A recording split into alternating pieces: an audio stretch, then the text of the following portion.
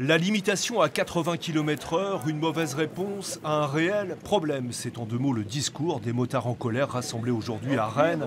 La baisse de la mortalité avec cette mesure, ils n'y croient pas. Pour plus de sécurité, explique-t-il, faisons d'abord respecter la législation, comme l'interdiction du téléphone au volant, et entretenons toutes les routes. On a vraiment le sentiment que l'État se préoccupe plus de l'argent qui va rentrer plutôt que de la sécurité des usagers, puisque normalement, en entretenant de meilleure manière le réseau secondaire, on pourrait baisser la mortalité selon nous. Des motards qui soulignent qu'à 80 km/h, ils ne pourront même plus doubler les camions. Imaginez la pagaille, disent-ils, des motards venus d'Ille-et-Vilaine, des Côtes-d'Armor, de Normandie aussi. Après une halte devant la préfecture, ils ont mené sur la rocade une opération escargot avec atelier peinture.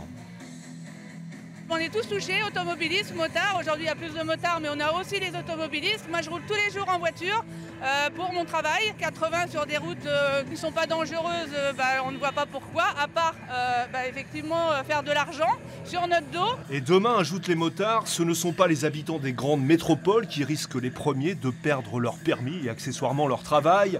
L'inégalité de traitement, c'est un autre de leurs arguments. À la campagne, on ne roule pas toujours sur l'or. Tous les gens qui vont habiter en campagne pour travailler dans les villes, pour trouver des loyers corrects ou se retrouvent pénalisés parce qu'ils vont être constamment sur ces routes-là où ils vont mettre des radars, les voitures avec les radars embarqués qui sont privatisées, ça c'est lamentable. Des motards en colère qui promettent une nouvelle journée de mobilisation contre les 80 km/h, ce sera le 14 avril.